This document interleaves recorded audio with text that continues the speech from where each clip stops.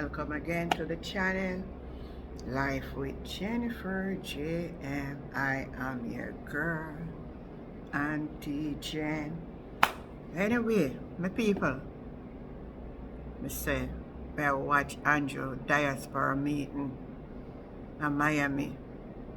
The place dark, no light. You can't even see the people them in that place. Let me say, hold on there. This look our midnight diaspora meeting. Then hold on. I want church and keep it. And you want to tell me, say, then couldn't prepare better lighting? No, Andrew. No. Andrew not look good. The Prime Minister of Jamaica going a foreign, going to keep diaspora meeting. In a darkness. In a midnight. Me say on go pan the podium like a light. Me don't know if I show no one nobody if I see people them face or hide it or not hide the people them or whatever, but it never look good, sir. And most of all, you gone on the platform and talk about when a question was asked to you about the road. You gone on the platform and talk about one Prime Minister talk about the road and you did want to answer him. What kind of something that you gone? Lord have mercy. Me don't understand you. And when the question they ask my woman, I tell you, say, my mother died in the hospital because of lack of good care. Good boy. Imagine that. Imagine that. And her mother died, and condolences. Yeah. Anyway, my people, when I must say what Auntie Jenna said, I'm going to make her see this a midnight diaspora meeting with Andrew. I don't someone going to say, Auntie Jenna, you know, so I don't like when you show him. Look, man, you don't just watch a thing, man. Watch a thing and see what going on.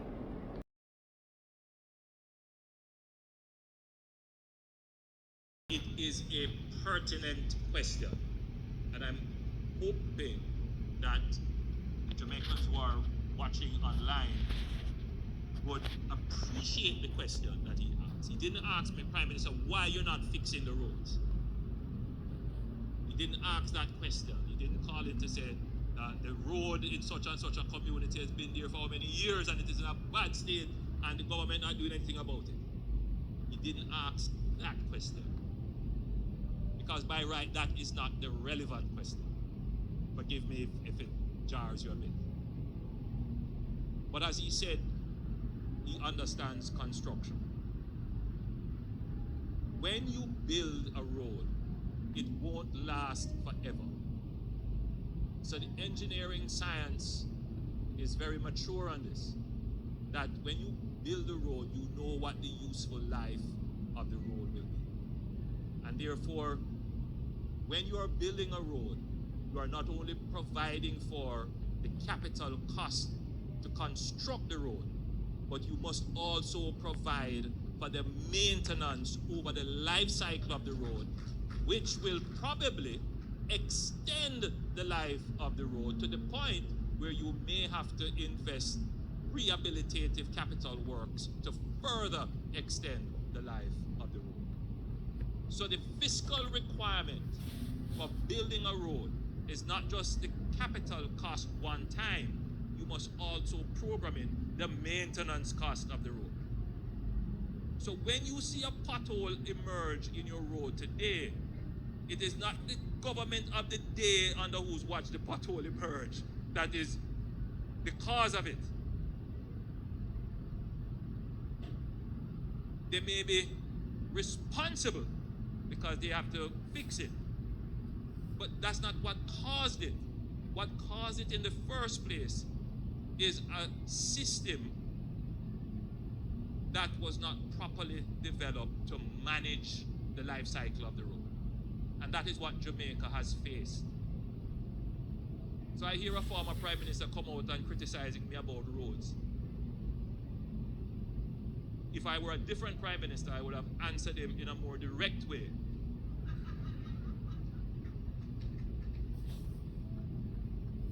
Because roads that he would have built has now fallen to me to maintain. So I want the Jamaican electorate, the Jamaican populace to understand that we have taken a different approach to the maintenance of roads. And it is in the question asked by this gentleman. Have you started now to document each road when it was built, the useful life, and the fiscal implication of that road? And the answer to you, sir, is yes. I've announced this in Parliament several times, but a lot of people don't take it on because the knowledge isn't there. I'm so happy that someone who understands it has asked the question about how we are transforming the roads. So we have now used the data science through GIS mapping to map all the roads in Jamaica. And we are now in a registry which documents their current state of repair. It documents what their expected useful life is. And now we're going to be doing the other part of it, which is to do the financial mapping, which will take us across budgets to put in place a multi-cycle maintenance plan for our roads. And we have launched that program. That program is called the Spark program, the largest one-time expenditure on local and main roads in Jamaica. We have identified right now, yes, 40 billion Jamaican dollars, over 600 roads are going to be rehabilitated, not patched, rehabilitated. In other words, brought to a point where their useful life is extended, maybe for another 7 years to 10 years if we get good weather. And that has never before happened in Jamaica. So when people are quarreling about the conditions of the roads now, I understand. I am responsible. Yes, I am responsible, and I'll do my best to get the budget to repair them. But please know that a greater transformation is taking place in how Jamaican roads are maintained. Right? Within 10 years, I don't want to go say pothole free by 2003. Some of you might remember that commitment. But within short order, man, you're going to have carpet on every road in Jamaica. God bless you.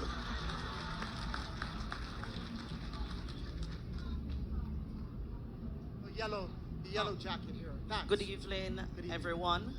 Good evening, Dr. Holiness. I'm happy to be here this evening, and I'm glad for the progress that you have told each and every one of us. But one of my main concern is the healthcare. You said that you are implementing scholarships for doctors and nurses. But what are you doing right now for those who are employed? What kind of program, training are you putting in place? Because I'm concerned about this. It was just February 13th that my mom, myself, we went to Jamaica, and I never returned with her. She died in Jamaica. This is her picture. She was buried last week, Saturday. All because staff within the university hospital did not do their due diligence. And I would not even take the time to tell you the trauma that I experienced there. So what are you doing currently for those who are there, who are already employed? First of all, before the Prime Minister responds, our condolences to you on the passing of your loved one. God bless you. Mr. Prime Minister. Again, please let me join the moderator in extending my sincere condolences on the unfortunate passing of your mom in a Jamaican hospital, I gather. Now, the program that I mentioned, the scholarship program, it's not just for doctors and nurses. It is for a wide variety of healthcare professionals. And a large part of it is focused on ensuring that the healthcare professionals practice the care in healthcare, which would mean the diligence, the patience, and the exercise of proper judgment and risk assessment, and speed in response. The current doctors who are there, I must make this general statement, are generally very well trained and indeed are of world-class standards, which is why they are so well sought after. But I would not be totally honest if I did not also declare that I am concerned, particularly when I hear of cases like yours. Now, I don't know the details, but I have had enough cases brought to my attention where patients and loved ones have complained about quality of service, time and attention. And we have to be honest and realistic that this is something that needs the full focus and attention of the government of Jamaica. And we have had this discussion with Minister Tufton about how do we treat with it. There are complexities because the doctors and nurses feel that they themselves are exposed because the issue of errors, malpractice, and genuine mistakes made do have serious implications, not only for the victims, but for the medical professionals themselves. But as we improve the healthcare system, it is my commitment, as I said earlier, to ensure that our doctors, nurses, and other healthcare professionals practice with the highest regard and respect for the preservation of the life of every Jamaican or anyone who comes into their care, regardless of economic state or social status. So it is a commitment of the government to ensure that these matters are addressed. And those that come to our attention, we ensure that they are thoroughly investigated so that there is not a sense of impunity or immunity emerging in our healthcare system where people feel that they don't have to give the best and highest quality of care because there's no consequence for failure to properly practice. I want to give you the assurance, and if your situation is one that would need a review, please bring it to my attention and we will have such done. Thank you, Mr. Prime Minister. Another short question. We're going to wrap it up shortly here. Very brief. Evening, everyone. Is this on? Yeah.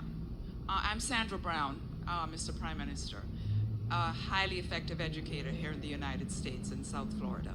I've only taught here, but that effectiveness, I think, is partly due to my effective education earned in Jamaica. And so, thanks. And so, it goes without saying that as an educator here, my concern is always leaning towards what's going on in my home country. Inequity in education there in many areas, improvements, teacher recognition and teacher salaries. I don't know what make Andrew when it's a dark night. You're gonna foreigner in a darkness. You know why we see people them? Here. And what make a place so dark? What is the regime's plan? No man I love work at night with darkness, brother. And to keep good educators on the island.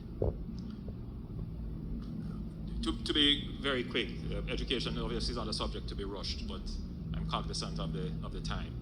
I recently empaneled a national commission to review Jamaica's education system, and we have launched a program to transform Jamaica's education system. I'm not of the view that our current education system is sufficient to take us to the level of growth that we need.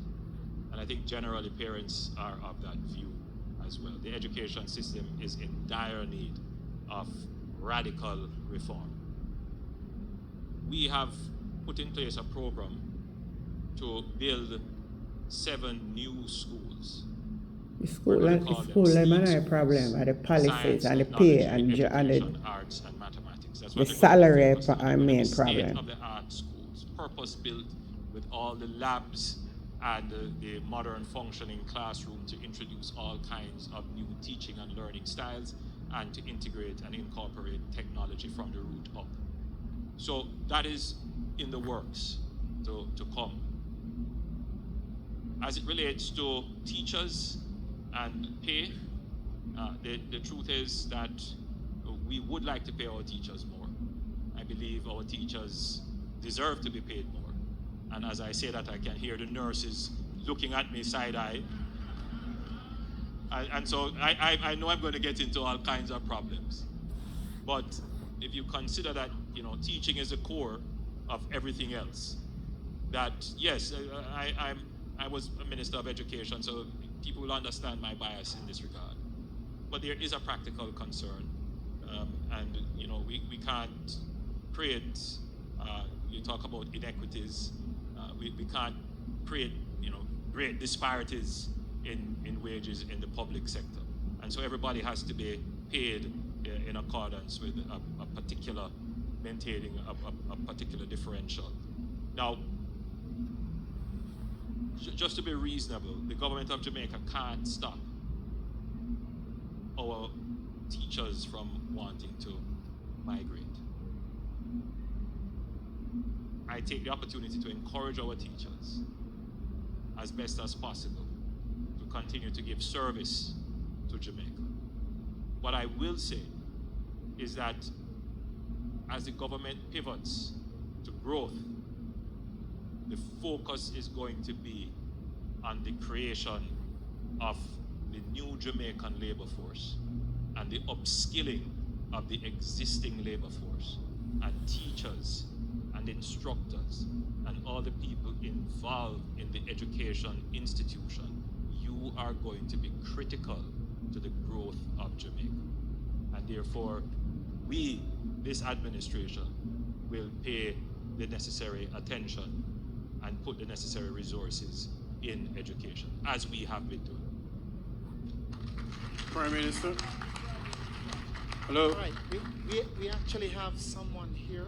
Yes. This gentleman right here. Right over here. Right over here, sir. Yeah, well, there's a gentleman who I had selected earlier. Right, could you go? Thank you, sir. Good evening, Kijani Williams here. Prime Minister, since 2016, we've seen a lot of focus placed on balancing the books, debt reduction, and the stabilizing of the economy. Commendably, now we have achieved relative macroeconomic stability and have greater fiscal space. But my question is, when does the real growth begin? What are the plans to drive significant economic growth, not just over the next 5 years, but to lay a foundation over the next 25 years to reach and see true prosperity? I like the question. It's a powerful question. So we have announced a pivot. We're not coming off the ground that we have claimed, which is economic stability, but we're going to lift, one of our feet, and we're going to put it on another step. We're going to make a turn, and that is towards growth. And to do that, there are several strategies that we have in place. One of the strategies is to focus on agriculture.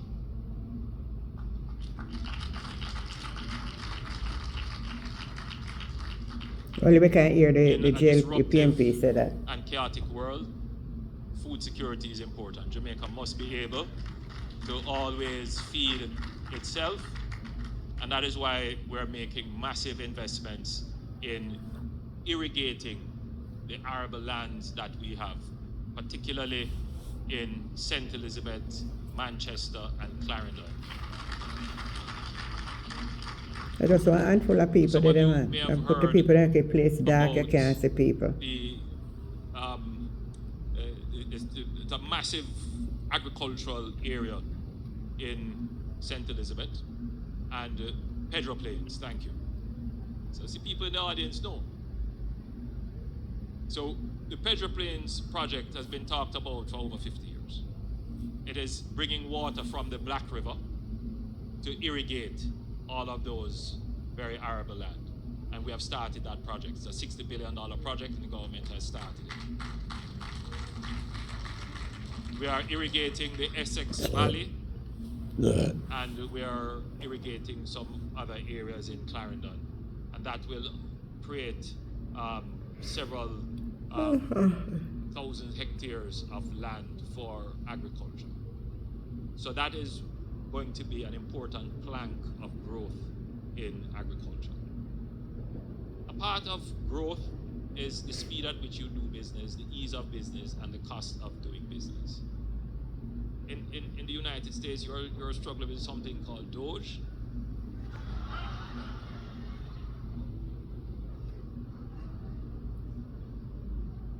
You know, that's Wanna see midnight, wanna see darkness, wanna see it. Wanna hear the question them that were posed to him, wanna hear him answer them. Wanna tell me wanna think. Tell me wanna think. Andrew, midnight or dark night, diaspora meeting in Miami. It look shameful in my side and it look embarrassing. Tell me one thing. Like, share, subscribe to the channel. Life with Jennifer JM, and I am your girl Auntie Jen. Catch you next time. Bye.